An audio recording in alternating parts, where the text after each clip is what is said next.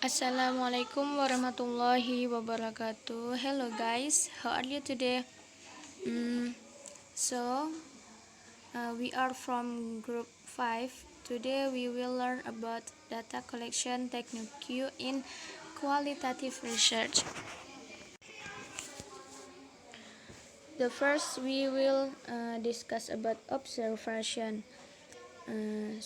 Definition of observation is investigative observation are carried out systematically and deliberately by using the sensory organs, especially the eyes, regarding the events that are taking place and can be analyzed at the time the indicates occurred. Jadi, observasi merupakan suatu penyelidikan yang dilakukan secara sistematik dan sengaja diadakan dengan menggunakan alat indera terutama mata terhadap kejadian yang berlangsung dan dapat dianalisa pada waktu kejadian itu terjadi.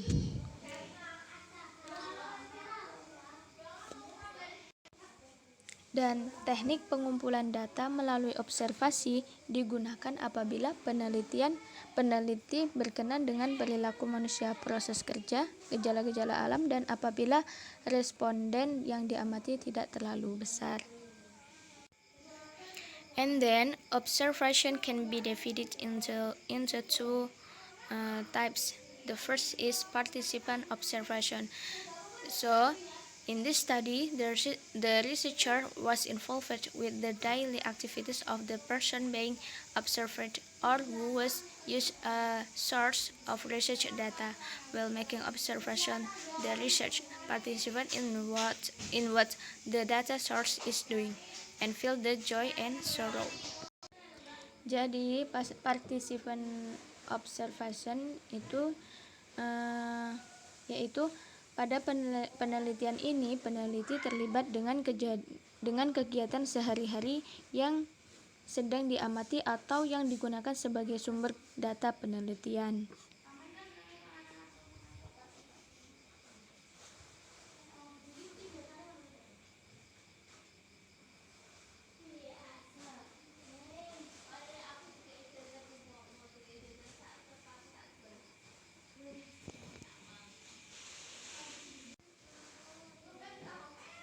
And then observation participant.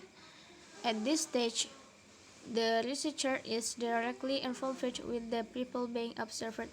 So, in non-participant observation, the researcher is not involved and is only an independent observer.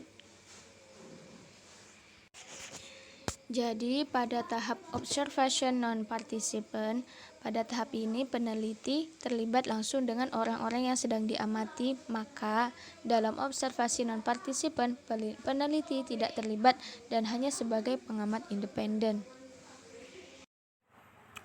Okay, next, field notes.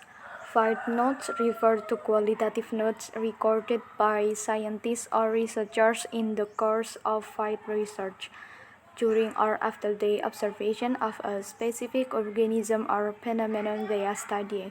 The notes are intended to be read as evidence that gives meanings and aids in the understanding of the phenomenon.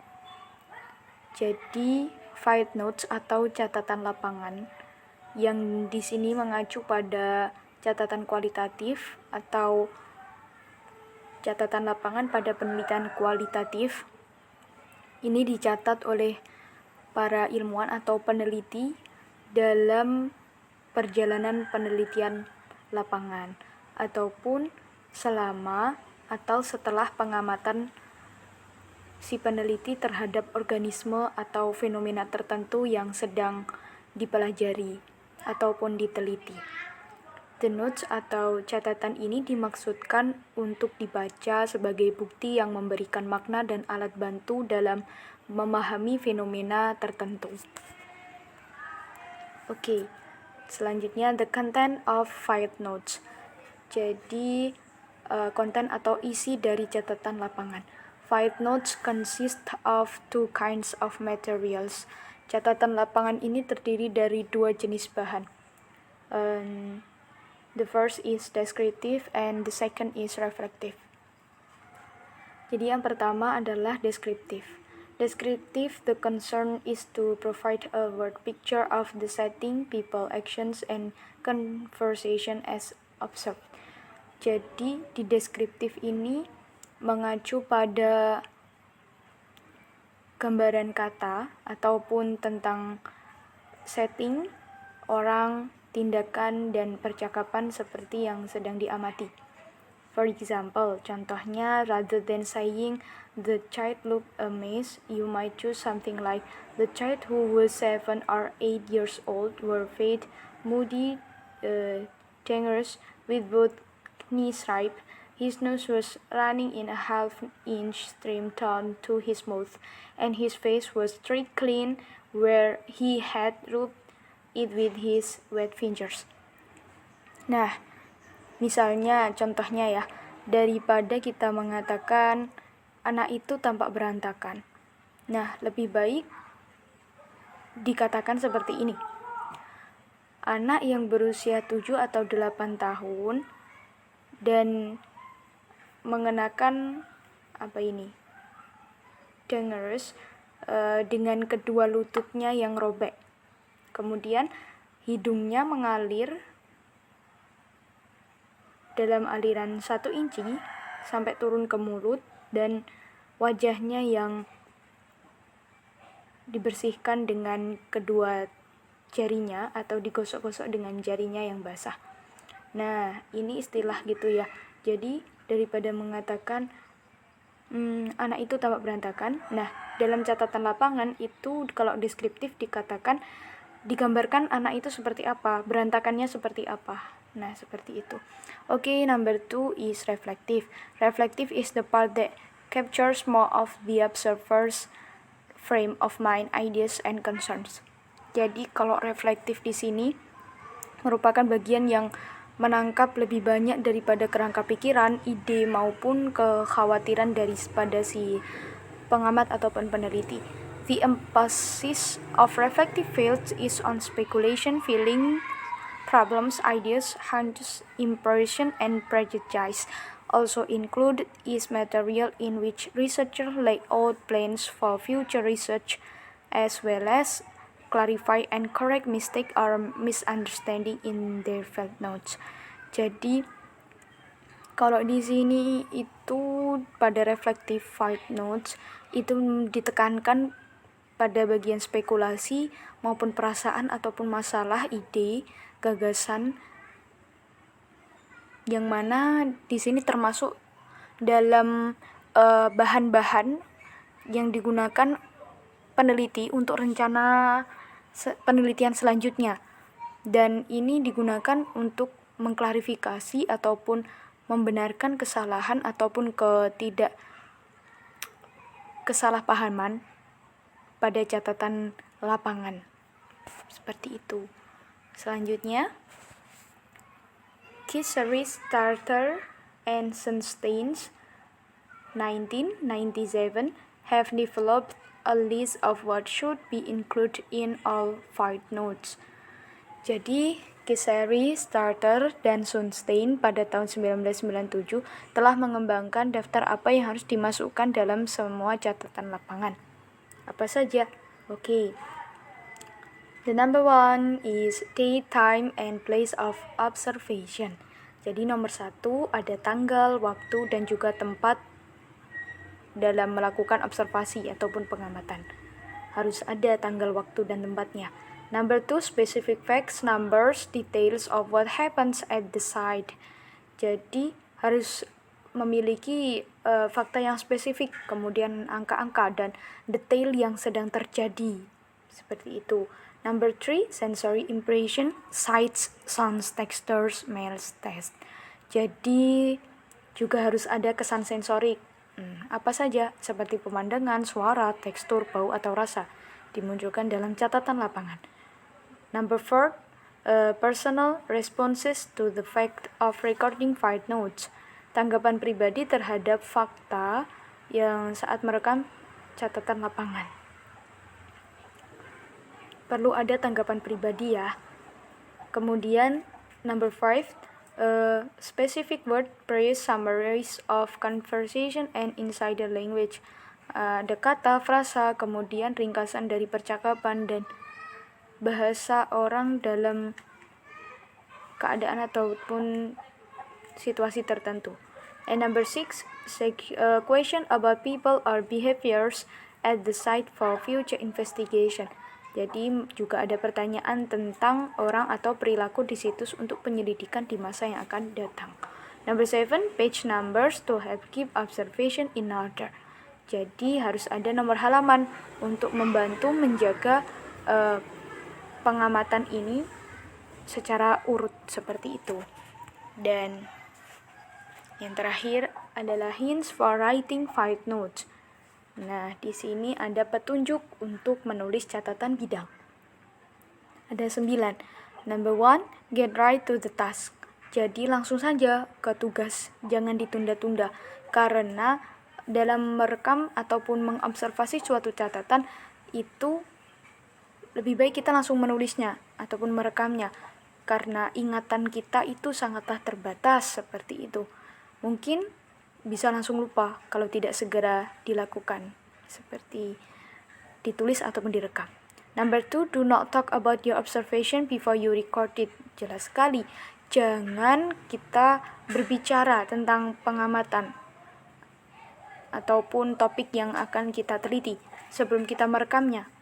Jadi saat mencari catatan lapangan, usahakan direkam dulu, baru nanti kita berbicara semua yang akan diamati ataupun diteliti. Number 3, find a quiet place away from distraction. Jadi sangat jelas sekali saat kita melakukan observasi, itu usahakan temukan tempat berhenti dari gangguan ataupun usahakan temukan tempat yang sepi, tidak ramai bising gangguan-gangguan, supaya hasil rekaman jernih saat nanti kita menyusun ulang catatan lapangan juga bisa maksimal hasilnya.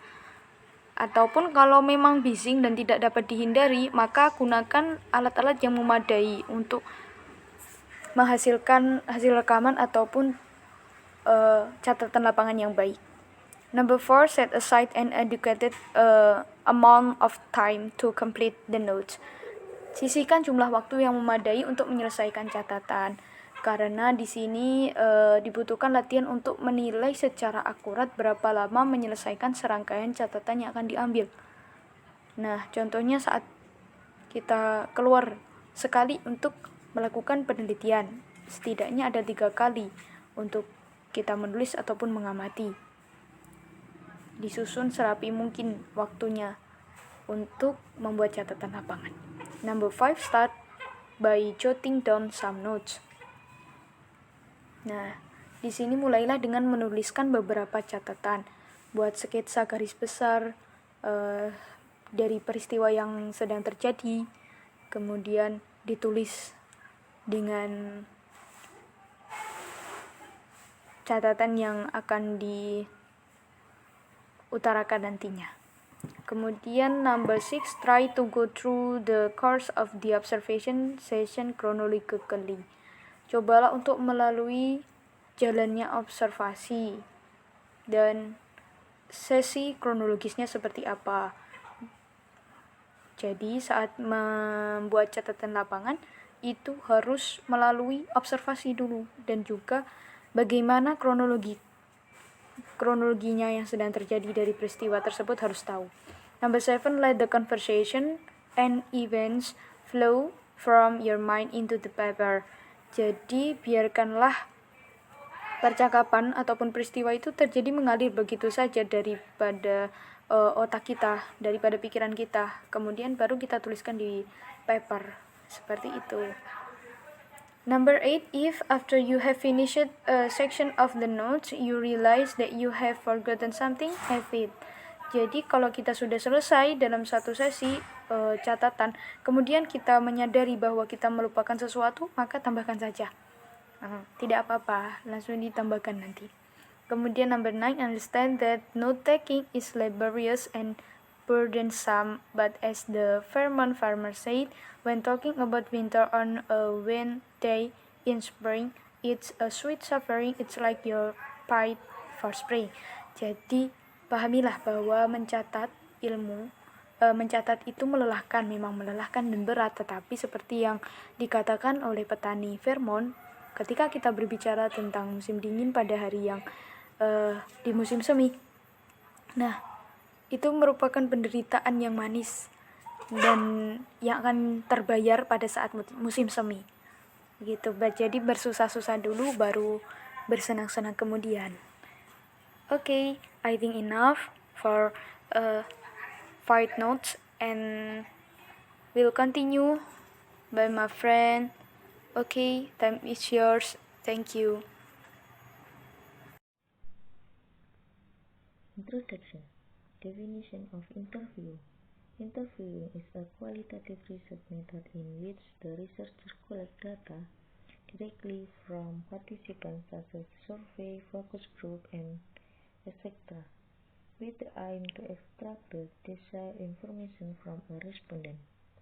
Interviewing merupakan metode penelitian kualitatif di mana peneliti mengumpulkan data langsung dari partisipan, seperti survei, focus group, dan lain-lain, dengan tujuan untuk mengekstrak informasi yang diinginkan dari seseorang responden.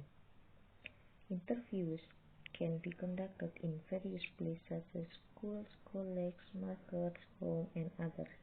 In addition, with advance in technology, interview can be carried out by telephone, Skype, mail, internet without a physical presence.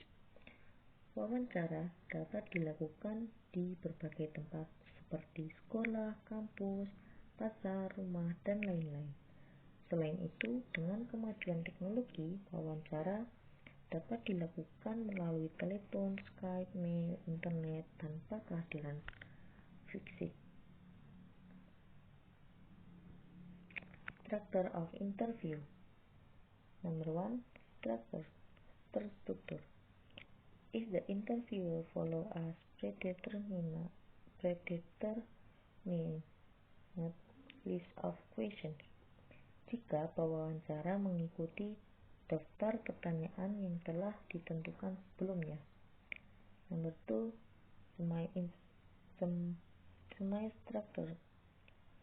Semi-terstruktur. If the interviewer does list of fields or topics instead of specific question, jika pewawancara melakukan daftar bidang atau topik alih-alih pertanyaan khusus. Number 3. Unstructured. Tidak terstruktur. Unstructured interviews are also like everyday life conversation based on question. There is no special. Wawancara tidak terstruktur juga seperti kehidupan sehari-hari. Percakapan berdasarkan pertanyaan, tidak ada yang spesial. Definition of in-depth interview. In-depth, qualitative interview are excellent tools to use in planning and evaluating extension programs because they use an open-ended, discovery-oriented method which allow the interviewer to deeply explore the respondent's feelings and perspective on a subject. This results in rich background information that can serve further questions relevant to the topic. Wawancara kualitatif yang mendalam adalah alat yang sangat baik untuk digunakan dalam perencanaan dan evaluasi program penyuluhan, karena mereka menggunakan metode terbuka dan berorientasi pada penemuan, yang kemungkinan pewawancara untuk mengeksplorasi perasaan dan perspektif respon tentang suatu subjek secara mendalam. Hal ini menghasilkan informasi latar belakang yang kaya yang dapat membentuk pertanyaan lebih lanjut yang relevan dengan topik tersebut.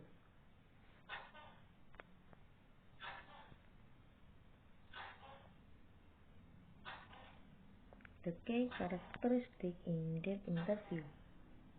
Number 1. Open-ended question. Pertanyaan terbuka. Pertanyaan perlu dibentuk dengan kata-kata, sehingga responden menjelaskan topiknya, tidak hanya menjawab ya atau tidak. Banyak pertanyaan terbuka dimulai dengan mengapa atau bagaimana, yang memberikan kebebasan kepada responden untuk menjawab pertanyaan dengan menggunakan kata-kata mereka sendiri. Nomor 2, semi-structured format.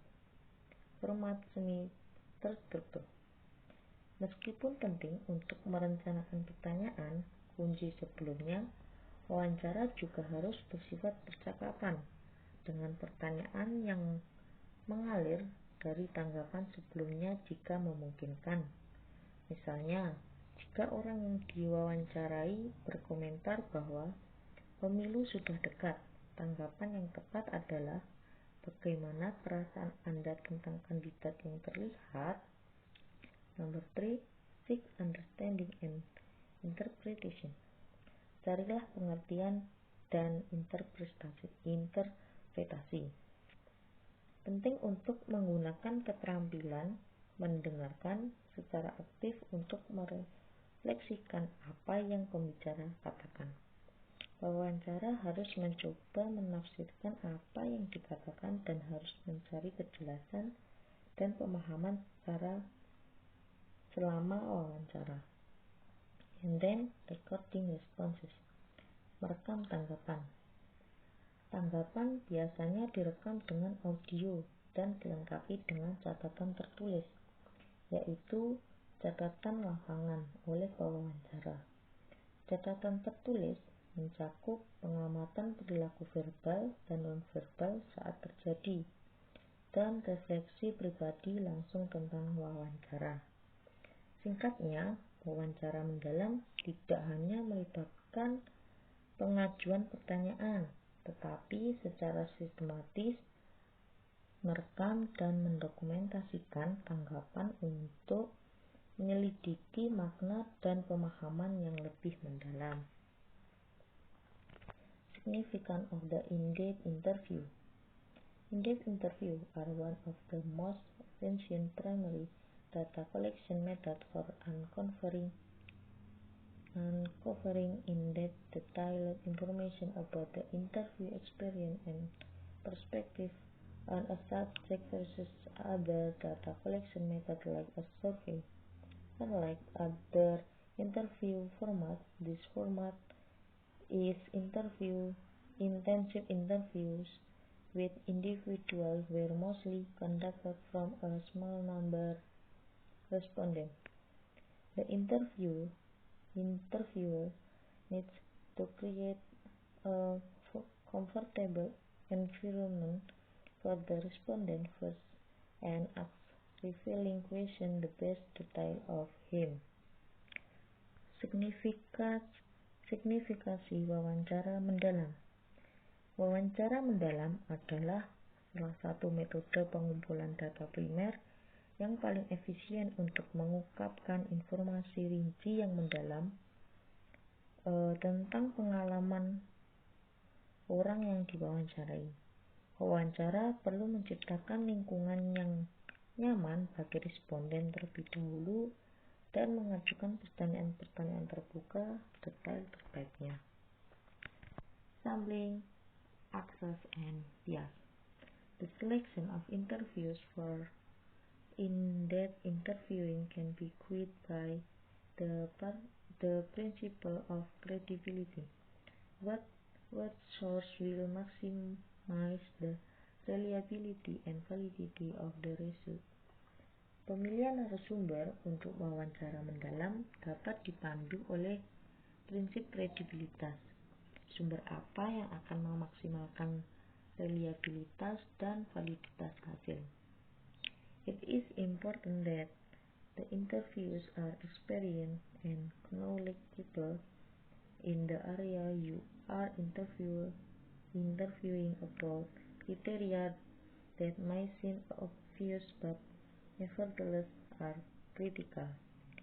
Penting bahwa orang yang diwawancarai berpengalaman dan berpengetahuan luas dibandingkan yang Anda wawancarai. Kriteria yang mungkin tampak jelas tetapi bagaimanapun juga kritis. After identifying the population of interest, the details of sampling, how to select individuals for interview from within that population of interest can be decided. Setelah mengidentifikasi populasi yang diminati, rincian pengambilan sampel, bagaimana memilih individu untuk wawancara dari dalam populasi yang diminati dapat dirancang. A good design with regard to selection of interviewers is one key ingredient for making the research credible. Selection in qualitative research is all the more important as the researcher has more control over the selection process of observation than over most other factors in the research design. Desain yang baik berkaitan dengan pemilihan narasumber adalah salah satu bahan utama membuat penelitian menjadi kredibel. Seleksi dalam penelitian kualitatif jauh lebih penting karena peneliti memiliki kontrol lebih besar atas proses pemilihan observasi daripada selesai sebagian besar faktor lain dalam desain penelitian. Considering issue of access is also essential from the point of view of designing ethically sound field research. Mempertimbangkan masalah akses juga penting dari sudut pandang merancang penelitian lapangan yang baik secara etis. Potential dangers and security concerns must be taken into account when reflecting upon when the time is right and for what. Bahaya potensial dan masalah keamanan harus diperhitungkan ketika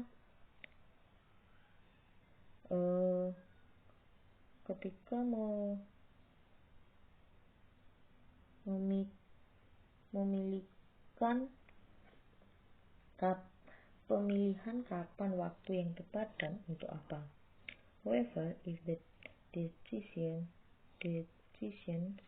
and reasons for choices made are explicitly described by X and Y, by not Z, the risk that a selection bias bring hard to treat the at extent reduced. Namun, jika keputusan dan alasan pilihan yang dibuat secara eksplisit dijelaskan, mengapa X dan Y tapi tidak Z, resiko yang dibawa oleh bias seleksi sangat berkurang. Transparency will help delineate the boundaries and limitations of the research, and with these boundaries clearly spelled out, the contribution of the research can be made clear. Transparansi akan membantu menggambarkan batasan-batasan penelitian, dan dengan batasan yang dibahas dengan jelas, kontribusi penelitian bisa diperjelas. The next point of in-depth interview is skills and attributes of the interviewer. A skilled qualitative interviewer should be open-minded. Judgment or criticism can act as barriers to communication, so it is important to maintain openness during the interview process. If interviewers perceive that they are being judged or evaluated, then they are less likely to openly share their opinions. Any conclusions that need to be made can be written in a journal after the interview is over. And the next is flexible and responsive. Human interactions are complex, and people's response to questions are rarely predictable. So good interviewers can think on their feet, respond to challenge, and make sure that the core purpose is being served. And the third one is patient. Allow the respondent to speak freely and open up at a pace that is personally comfortable. And the fourth one is observant. Good interviewers are observant, picking up subtle cues such as facial expressions, body language, and tone of voice. And the last is a good listener. A good listener is one who listens actively, listen 90% and speak only 10%. Okay, next point is conducting an in-depth interview. Vale details 7 stages of conducting in-depth interviews. They are thematizing, designing, interviewing, transcribing, analyzing, verifying, and reporting. And the stage first is thematizing. In this stage, it is important to clarify the purpose of the interviews. The first question is whether you are using the interview for program planning. Once you have decided on your general purpose, then you can pinpoint the key information you want to gather through the in-depth interview process. And stage 2 is designing. After you determine what you want to know, you should design a way to elicit this information through the interview process. An interview guide that includes the key topics and questions will be your formalized plan for collecting information. And stage 3 is interviewing. In the beginning of the interview, it is important to make introductions, explain the purpose of the study, and put the respondent at ease. If you plan to audio record the session, obtain the respondent's permission and test the equipment to make sure it is working properly. Your main responsibility is to listen and observe as you guide the respondent through a conversation until all of the important issues on the interview guide are explored. Stage 4 Transcribing. Transcribing involves creating a verbatim text of each interview by writing out each question and response using the audio recording. The interviewer side notes should also be included in the transcription and properly labeled in a separate column or category. Stage 4 Analyzing. Analyzing involves rereading the interview transcripts to identify themes emerging from the respondent's answer. You can use your topics and questions to organize your analysis.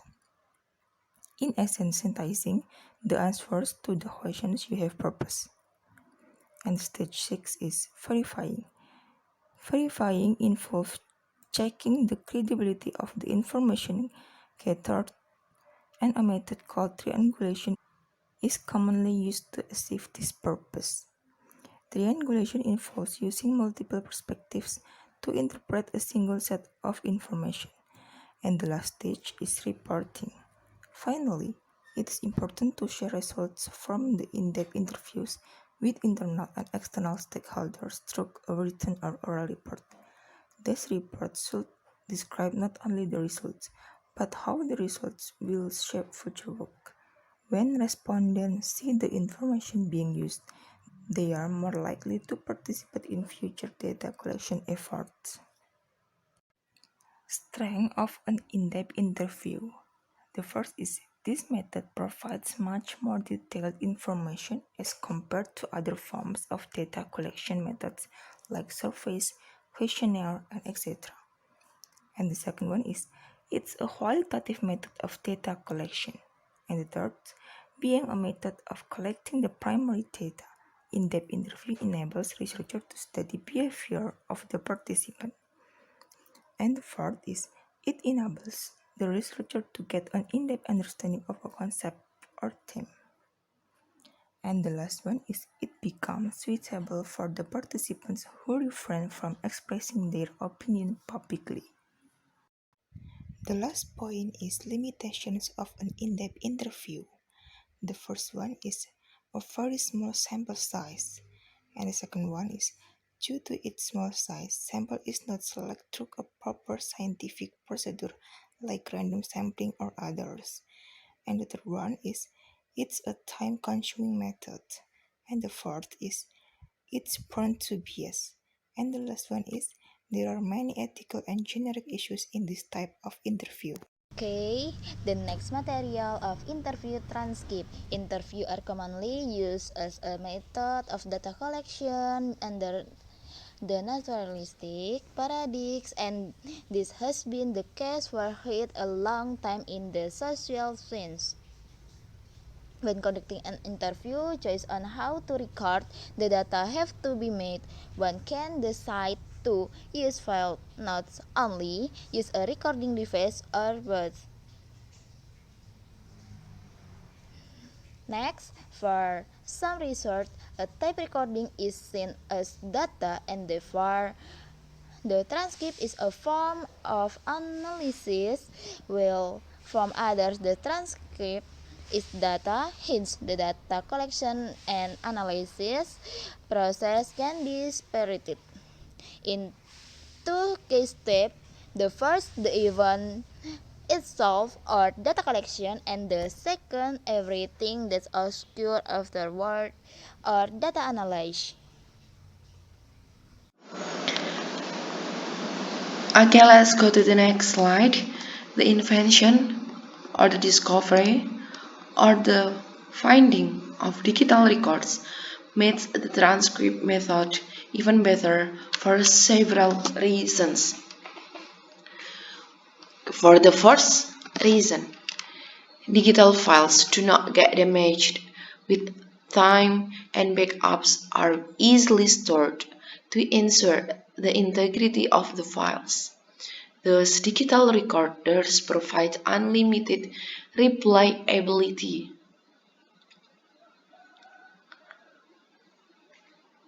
And then for the second reason, software developed for digital sound files make it easier to jump through interviews when searching for a specific hence, transcripts based on digital files allow for the data to be retrieved and examined in a more flexible manner.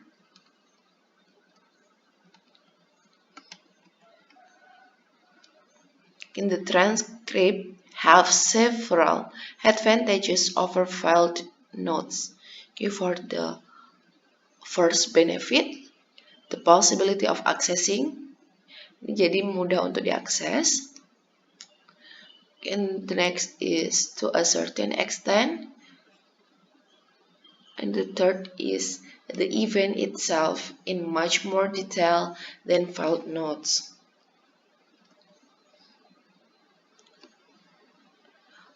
Then the transcript from type interviews.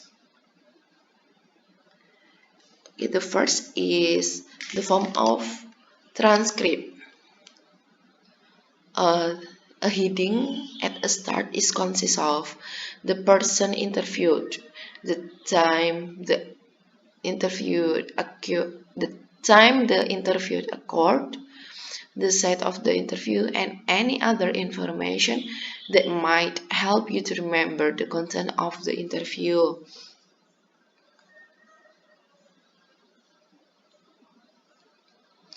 Okay. In the form of transcript, the transcript should paralleling the interview be dominated by the subject remarks. That does not mean that your question and comments are not included. It is necessary to have such material to weight the respondent's remark appropriately. When a subject talks for a long stretch of time, break the monologue into frequent paragraphs to facilitate coding. In addition, leave room in the left-hand margin for coding and comments. Tape recorders can create the illusion that research is effortless. Aside from the short file notes describing the setting and subject, the interviewer usually does not have to worry about extensive writing after the session because the researcher might think that the machine does all the work. As we warned in our discussion on recording file notes, accumulation tapes of interview without an adequate system to transcribe them can spell project failure. Okay, then next is recording equipment. Uh, the recording equipment should be easy to operate, in a good repair, and capable of making clear recordings. Harus mudah digunakan. Okay, thank you very much for the time, for the opportunity that we can, till we can deliver our material in this time. We hope our material will be useful for our future. And see you next time.